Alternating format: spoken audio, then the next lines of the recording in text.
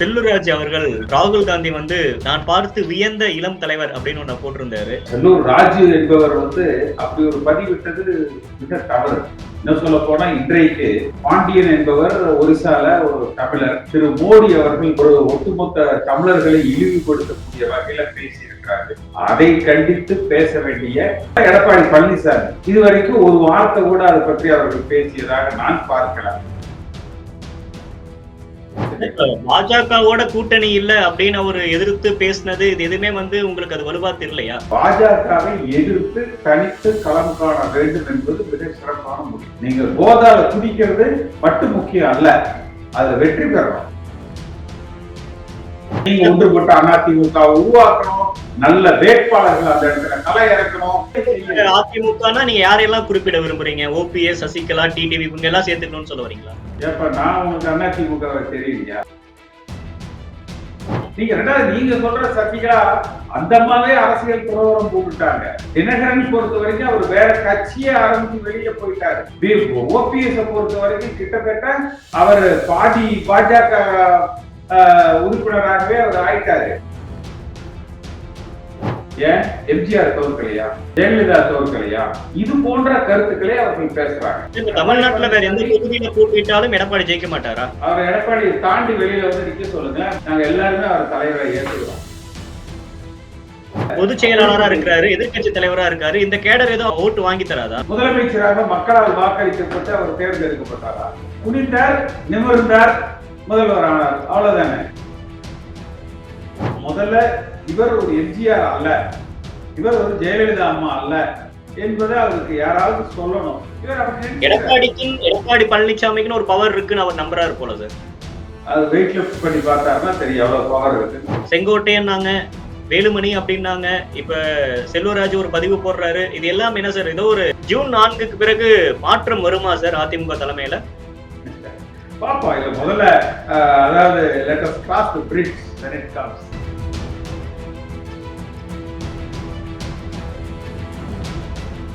அனைவருக்கும் வணக்கம். இன்றைய சிறப்பு நேர்காணலில் நம்மோடு இணைந்திருக்கிறார் முன்னாள் நாடாளுமன்ற உறுப்பினர் கே.சி. பழனிசாமி அவர்கள். சார் வணக்கம்.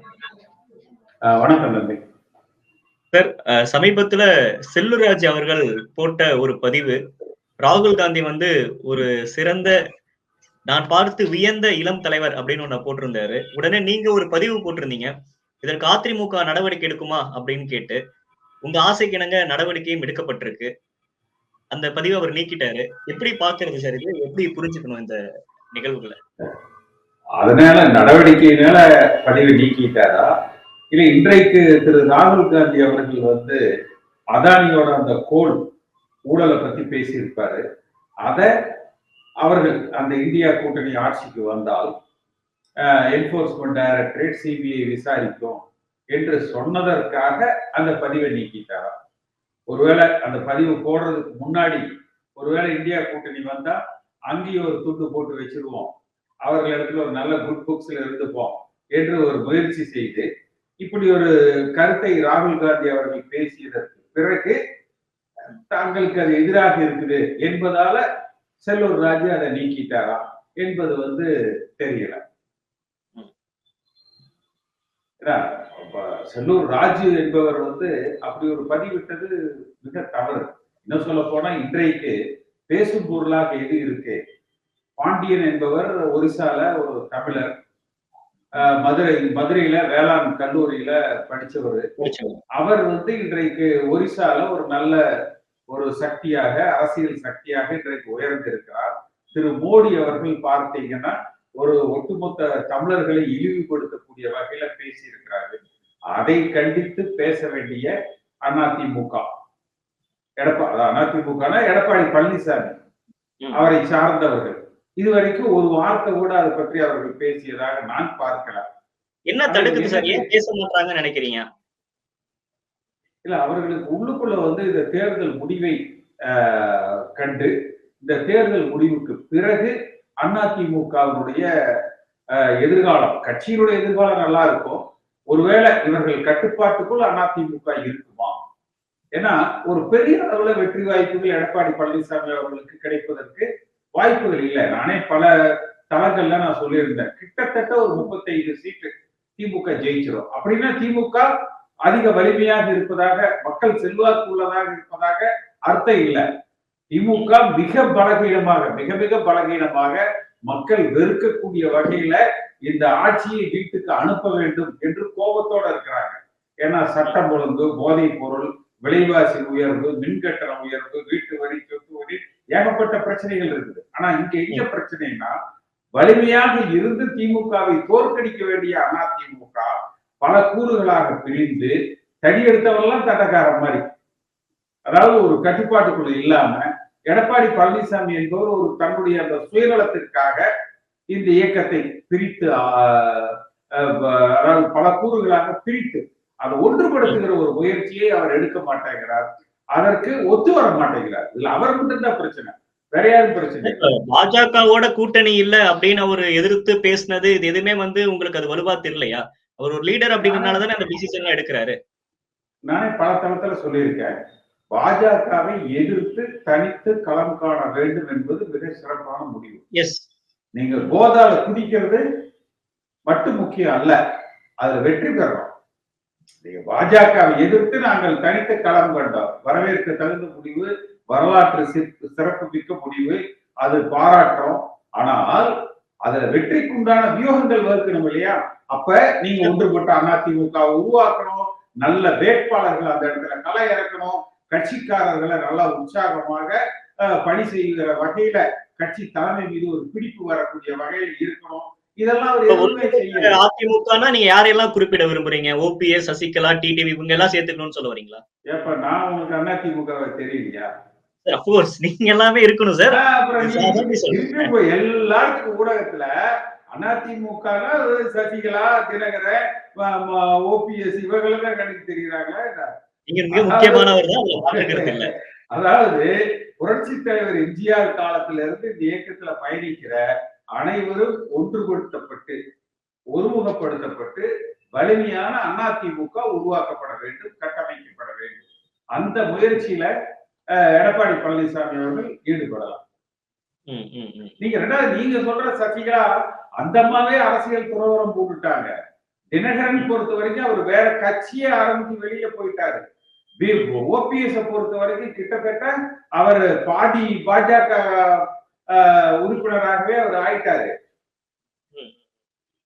அதனால ரெண்டாவது அடுத்து இந்த தேர்தல்ல நான் பார்க்கிற இன்னொரு ஒரு துரதிஷ்டமான ஒரு விஷயம், இந்த சமீபத்துல இந்த தேர்தல் முடிவுகள் வாக்குப்பதிவு முடித்ததற்கு பிறகு இந்த எடப்பாடி பழனிசாமிக்கு ஆதரவா சில பேர் ஊடகங்கள்ல பேசுறாங்க. அவங்க சொல்ற கருத்துக்கள் எல்லாம் என்ன தெரியுமா? ஏன் எம்ஜிஆர் தோற்கலையா, ஜெயலலிதா தோற்கலையா, இது போன்ற கருத்துக்களே அவர்கள் பேசுறாங்க. அவர்கள் எல்லாம் இந்த இயக்கத்தை உருவாக்கிய தலைவர்கள், அவர்கள் இந்த இயக்கத்தை வளர்த்தெடுத்த தலைவர்கள். தமிழ்நாட்டுல எந்த தொகுதியில நின்னாலும் ஜெயிக்கலாம் என்று பல தொகுதிகள்ல போட்டியிட்டு வென்றவர்கள். புரட்சி தலைவர் எம்ஜிஆர் அவர்கள் அமெரிக்க மருத்துவமனையில அவர் உயிரோடையே இல்லைன்னு சொல்லி கருணாநிதி பிரச்சாரம் செய்தார். அதை எதிர்த்து மக்கள் அவருக்கு அமோக ஆதரவு கொடுத்து அவரை வெற்றி பெற செய்தார்கள். அந்த எம்ஜிஆர நீங்க எம்ஜிஆர் தோக்கலையா, அப்ப எடப்பாடி தோற்கிறது மட்டும் நீங்க ஏன் பெருசா சொல்றீங்கன்னு இப்பவே அதுக்கு சப்பக்கட்டு கட்டுறாங்க. அதுதான் என் போன்றவர்களுக்கு வருத்தமாக இருக்கிறது. தமிழ்நாட்டுல வேற எந்த தொகுதியில போட்டிட்டாலும் எடப்பாடி ஜெயிக்க மாட்டாரா?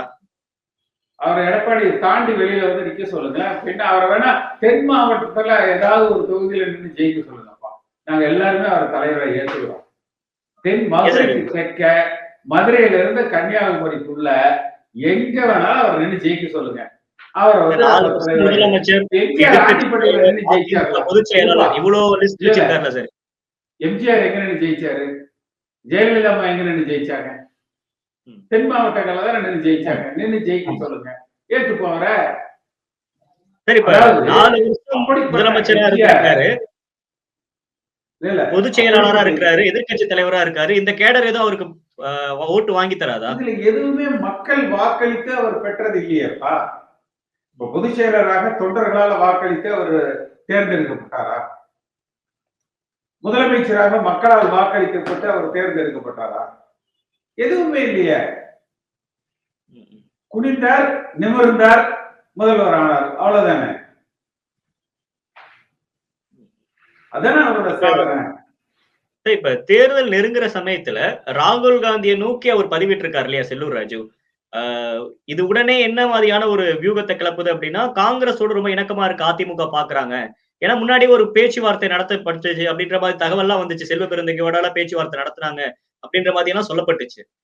இப்ப இப்படி ஒரு பதிவு அப்படிங்கிறது இதை எப்படி பார்க்கலாம்? இப்ப உதயகுமார் வந்து ஓபிஎஸ் மேல என்ன குற்றச்சாட்டு சொன்னார்? திமுகவை அவர் ஆதரித்து பேசிட்டார் அப்படின்னாரு. ஆமா. சரியா? ராகுல் காந்தி இந்த தேர்தல் இந்தியா கூட்டணியில தமிழ்நாட்டை பொறுத்த வரைக்கும் திமுகவோடு அங்கம் வைக்கிற கூட்டணி தானே. ஆமா. திமுகவுடைய பிரதம அமைச்சர் வேட்பாளர் யாரு? ராகுல் காந்தி தானே. ஆமா. அப்ப ஓபிஎஸ்க்கு சொன்ன அதே குற்றச்சாட்டு, உதயகுமார் சொன்ன அதே குற்றச்சாட்டு செல்லூர் ராஜுக்கு பொருந்தும் இல்ல.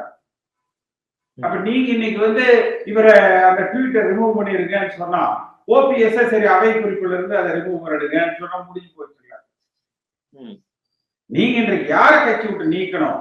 எம்ஜிஆர் தோற்கலையா, ஜெயலலிதா தோற்கலையா, அப்ப எடப்பாடி தோத்தா என்ன என்று ஊடகத்துல இந்த கட்சிக்கே சம்பந்தம் இல்லாம எடப்பாடி பழனிசாமியுடைய அதிகாரிகளை போல கூலிப்படையை போல கட்சிக்கு சம்பந்தம் இல்லாதவர்கள் இந்த சில ஆண்டுகள்ல தங்களுக்கு ஒரு ஊடக வெளிச்சம் வேண்டும் என்பதற்காக ஊடகங்கள்ல எடப்பாடி பழனிசாமியுடைய ஆதரவாளர்களாக வலம் வருபவர்கள் எங்களுக்கு சம்பந்தம் இல்லாதவர்கள், ஊடகங்கள் தயவு செய்து அவர்களை அதிமுக காரர்களாக நீங்கள் பிரதிநிதிப்படுத்த வேண்டாம் என்று சொல்லணுமா இல்லையா?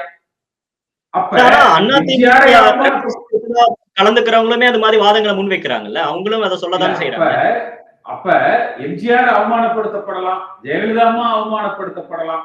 இது எல்லாம் வந்து அதிமுக தொண்டர்கள் ரசிப்பாங்களா என்ன? இது தப்பு இல்ல.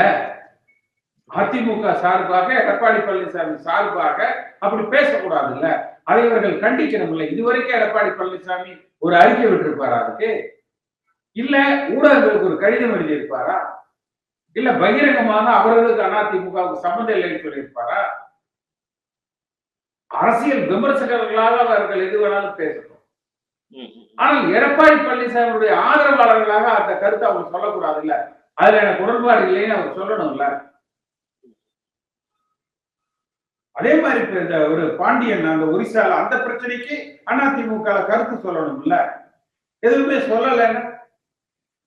இன்னும் மறைமுக கூட்டணி பாஜகவோட தொடருது அப்படின்னு ஏதோ சந்தேகிக்கிறீங்களா சார்? இல்ல, இவர்களை பொறுத்த வரைக்கும் பித்து பிடிச்ச மாதிரி இருக்காங்க. அதாவது யார் ஆட்சி அமைத்தாலும் அவர்களிடத்துல நம்ம வந்து சரணாகதி அடைஞ்சிருவோம் என்கிற ஒரு நிலையில இருக்கிறாங்க. ரெண்டாவது, இந்த தேர்தல் முடிவுகள் யாருக்குமே ஒரு பெரிய எடப்பாடி பழனிசாமி அவரை சுற்றி இருக்கிறவர்களோ இல்ல இவ்வளவு தொகுதியில நம்ம ஜெயிச்சிருவோம் என்கிற அந்த நம்பிக்கை அடிமட்ட தொண்டன் கிட்ட இல்ல, அந்த உற்சாகம் இல்ல. ஏன்னா இவர் அந்த வேட்பாளர்களை தேர்வு செய்வது, அந்த பிரச்சாரங்களை கட்டமைப்பது, அந்த தேர்தல் வியூகங்களை வகுப்பது, கூட்டணிகளை ஒருங்கிணைப்பது, இது எதுவுமே இவர்கள் வந்து சரியா செய்யலையே. இவர் தானே சொன்னாரு, களத்தில் பணியை நீங்க பாருங்க, நான் கூட்டணியை நான் பார்த்துக் கொள்கிறேன் அப்படின்னாரு. இது ஜெயலலிதாமா அப்படித்தான் சொல்லுவாங்க. அது மாதிரி சொன்னாரு. கடைசியில மன்சூர் அலிகான் தான் உட்கார்ந்து முனுசாமியோட மணிக்கணக்கில் கூட்டணி பேசினாரு. அதை தவிர வேற யாரும் இல்லை. ஏதோ கடைசி நிமிஷத்துல இவங்க தேமுதிக வந்து ஆமா அவர்கள் வந்தாங்க. பட் இதெல்லாம் முக்கியம் இல்ல. அதிமுக என்கிற கட்சி ஒருமுகப்படுத்தப்பட்டாலே மிக வலிமையான ஒரு இயக்கமாக அதிமுக நிற்கும். 2019 நாடாளுமன்ற தேர்தலில் அவங்க ஒரு ஓட் பேங்க் அதிமுக எடுத்திருப்பாங்கல்ல, அதை விட இப்ப ஒரு கூடுதலா ஒரு 4% வாங்கினாலே அவருடைய தலைமை நிரூபிக்கப்பட்டதுன்னா எடுத்துக்கணும். நானே பல தொலைக்காட்சிகள்ல சொல்லி இருக்கிறேன், 2019 வாங்கின வாக்குகளை விட இந்த தேர்தலில் அதிமுக அதிக வாக்குகளை பெறும். ஆனா அது வந்து பாஜகவால நம்ம அன்னைக்கு தோத்தோம் என்றுதான் சொன்னமே ஒழிய அதிமுக தொண்டர்கள் ஏற்றுக்கல, எடப்பாடி பழனிசாமி தலைமையை ஏற்றுக்கல, அல்லது தொண்டர்கள் சோறு விட்டு இருந்தாங்க அதனால தோற்று விட்டதாக யாரும் சொல்லல, யாரும் பார்க்கல. ஆனால் இந்த தேர்தல் என்பது ஏன் எல்லோரும் வருத்தப்படுறோம்னா, திமுக ரொம்ப அன்பாப்புலரா இருக்குது, மக்களால் வெறுக்கப்படுகிற ஆட்சியாக இருக்கு. பாஜக தமிழ்நாட்டுல கால் ஊன்ற முடியாத நிலையில இருக்கிறாங்க. சுலபமாக வெற்றி வாய்ப்பு பெற வேண்டிய அதிமுக.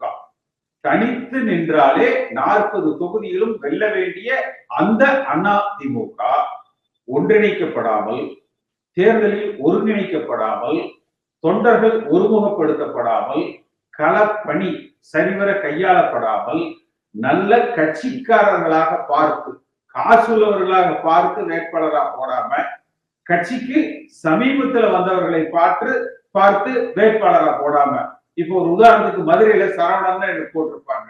அவர் எல்லோரும் சொல்வது சர்வகட்சி சரவணன் சொல்லிட்டு. ஏன்னா கடந்த 3 தேர்தலில் 3 கட்சியில் நின்றிருக்காரு.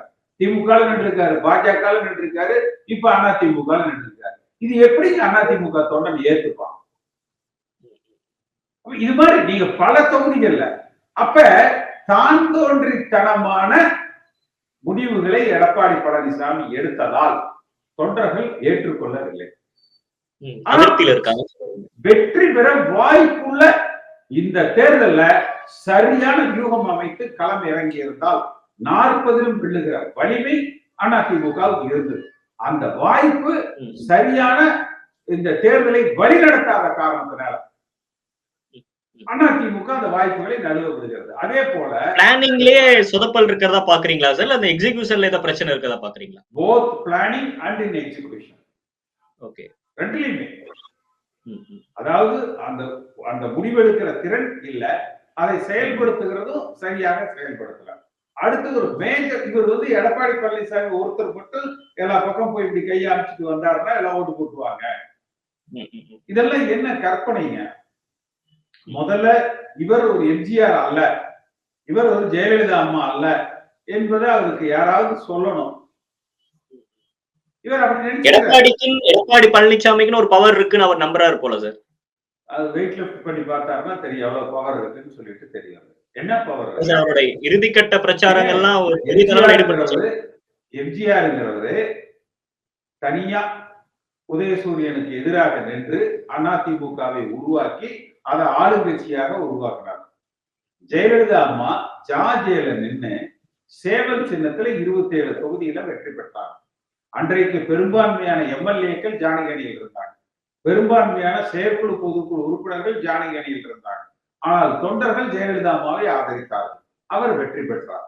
எடப்பாடி பழனிசாமி இதுவரைக்கும் 8 தோல்விகளை, ரெட்டலையை கையில வச்சுக்கிட்டு 8 தோல்விகளை பெற்றிருக்கிறார். இவரிடத்துல இந்த கட்சி கொடுக்கப்பட்டது ஆளுகிற கட்சியாக, இவர் முதலமைச்சராக இந்த இயக்கம் இவர் கைவசம் ஒப்படைக்கப்பட்டது. இந்திய அளவுல 3வது பெரிய கட்சியாக 50க்கு மேற்பட்ட நாடாளுமன்ற உறுப்பினர்களை கொண்ட கட்சியாக இவர் வசம் ஒப்படைக்கப்பட்டது. தன்னிடம் இருக்கிற அந்த பெரும் பொருளாதார பலத்தால நிர்வாகிகளை விலைக்கு வாங்கி நீதிமன்றங்கள்ல வழக்குகளை சரியாக கையாண்டு இந்த இயக்கத்தை கைப்பற்றி இருக்கிறாரே ஒழிய மக்களின் பேராதரவை பெற்றோம், தொண்டர்களின் அபரிதமான செல்வாக்கை பெற்றோம், அல்லது இந்த தேர்தலில் சரியான வியூகங்களை அமைத்தோம், அல்லது சரியான கள பணிகளை முடுக்கிவிட்டு கருத்துக்களை மக்களிடத்தில் எடுத்து சொல்லி பிரச்சாரம் செய்வதிலோ, இதெல்லாம் எந்த இடத்துல இவர் எம்ஜிஆருக்கும் ஜெயலலிதாவுக்கும் நிகரானவர். இந்த இயக்கம் அதுல ஒரு மிகப்பெரிய வீழ்ச்சியை பெற்றிருக்கிறது. இதை அவர் உணர வேண்டும். அப்ப எதிர்காலம் என்னன்னா, இப்ப நடந்தது நடந்தவைகளாக இருக்கட்டும், நடப்பவை நல்லவைகளாக இருக்க வேண்டும். அப்ப வருகிற இந்த 4ஆம் தேதி தேர்தல் முடிவுகளுக்கு பிறகாவது இந்த இயக்கத்தை ஒன்றுபடுத்தி வலிமைப்படுத்தி ஒரு கூட்டு தலைமைக்கு உட்படுத்த வேண்டும். புரட்சி தலைவர் எம்ஜிஆர் காலத்தில் இருந்து இந்த இயக்கத்துல பற்றோடு அந்த கட்சியிலிருந்து மாறாமல் தொடர்ந்து பயணிக்கிற எல்லோரையும் ஒருங்கிணைத்து ஒரு குழு அமைக்கப்பட்டு அந்த குழு இந்த இயக்கத்தை வழிநடத்தணும். முக்கிய முடிவுகளை அந்த குழு எடுக்க வேண்டும். இவர் தாந்தோன்றித்தனமாக முடிவெடுப்பதை தடுத்து நிறுத்த வேண்டும். ஏன்னா இவர்கள் இருக்கிற பொருளாதார வசதி யாருக்கும் இல்லை. மிகப்பெரிய பொருளாதார கூட இல்லையா? வேலுமணி அவருக்கு நிகராக இருப்பார். அதனாலதான் அவர் 2ஆம் இடத்துக்கு பேசப்படுகிறார். என்ன சார், ஒரு நீண்ட நாட்களாகவே பத்திரிகைகள்ல அந்த செய்திகள் வந்துச்சு. அதுக்கப்புறம் வேலுமணி அதுக்கு விளக்கம் கொடுத்தாரு. பட் இருந்தாலும் செங்கோட்டையன் நாங்க வேலுமணி அப்படின்னாங்க. இப்ப செல்வராஜ் ஒரு பதிவு போடுறாரு. இது எல்லாம் என்ன சார்? ஏதோ ஒரு ஜூன் 4க்கு பிறகு ஒரு பெரிய மாற்றத்த சந்திக்க இருக்கா அதிமுக தலைமை? அதாவது எடப்பாடி பழனிசாமி அதற்கு முன்பாகவே இந்த இயக்கத்தை வலிமைப்படுத்துகிற நடவடிக்கைகள்ல இயங்கணும். அவருக்கும் உதயகுமாருக்கு ஆகாது. உதயகுமார் ஒரு கருத்து சொன்ன உடனே அது உதயகுமாருக்கு முக்கியத்துவம் வந்துடக்கூடாதுங்கிறதுக்கு இவர் ஒரு பதிவு போட்டிருக்கிறாரா என்னவோ. ஆனால் இன்றைக்கு ராகுல் காந்தி பேசியதற்கும் செல்லூர் ராஜு பதிவு போட்டதுக்கும் இதெல்லாம் கூட்டி கழிச்சு பார்த்தீங்கன்னா இது வேற ஏதோ உள்நோக்கம் இருக்கும் என்பதாக தெரியுது. அந்த பதிவு நீக்கப்பட்டதுக்கு உள்நோக்கம் இருக்குல்ல சார்? நிச்சயமா. ஏன்னா ராகுல் காந்தி பேசிட்டாரு. அடுத்து இன்னொன்னு பாருங்க, ராகுல் காந்தி சொன்னதுலயே கூட ஈடி வரும், டெம்போல பணம் போச்சுங்கிறது யாருக்கு? திமுகவை தாக்கிதான் அவர் பேசியிருக்காரு.